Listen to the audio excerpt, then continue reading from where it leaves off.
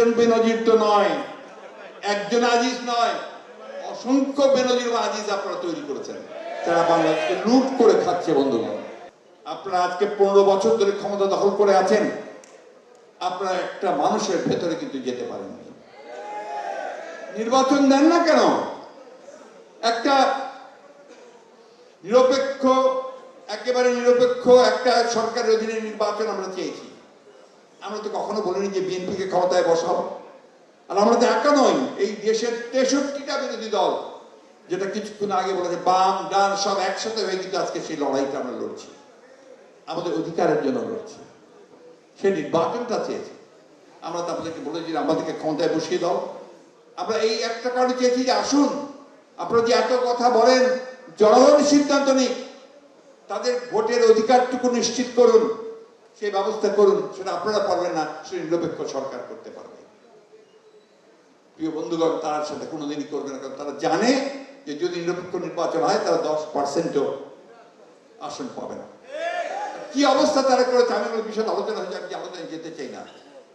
আমি তো মনে করি যে আজকে এই যে তথাকথিত বিনা ভোটে দামি নির্বাচনে ইলেক্টেড আপনার তথাকথিত এমপি, তাকে আমি এমপিও বলতে চাই না, তাকে আজকে আপনার আমরা যে বাজারে মাংস কিনতে যাই, গোস্ত কিনতে যাই, টুকরা টুকরা করে দেয় না, সে টুকরা টুকরা করে নাকি কেটে আপনার ফ্লাশ করে তাকে ম্যানুয়ালে পাঠিয়ে দিয়েছে। কি অবস্থা চিন্তা করেন। আজকে কোন অবস্থায় বাংলাদেশকে নিয়ে এসেছেন? আপনার সাবেক পুলিশ প্রধান, তার আজকে হাজার হাজার দুর্নীতির চিত্র পত্র পত্রিকায় বেরিয়ে আসছে, তাকে আপনি লালন করেছেন। আমেরিকান স্যাংশন পাওয়ার পরেও তাকে আপনারা আইজি বানিয়েছেন। আজকে একইভাবে সাবেক সেনা প্রধান, তাকে স্যাংশন দেওয়া হয়েছে একটা মাত্র কারণে, যে সে বাংলাদেশের লুট করেছে, চুরি করেছে এবং নির্বাচনে বাধা সৃষ্টি হয়ে দাঁড়িয়েছে।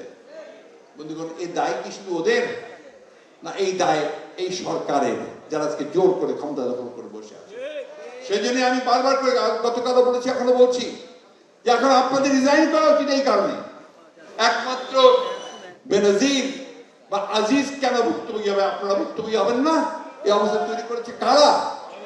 একজন বেনজির তো নয়, একজন আজিজ নয়, অসংখ্য বেনজির বা আজিজ আপনারা তৈরি করেছেন, যারা বাংলাদেশকে লুট করে খাচ্ছে। বন্ধুগণ, একটাই কাজ, লুট করা। আমরা যখন ছোট ছিলাম, আমাদের মা আমাদেরকে ঘুমের গান গাওয়া শুনিয়ে বলতেন, ছেলে ঘুমালো, পাড়া জুড়ালো, বর্গি এলো দেশে। বর্গি কারা?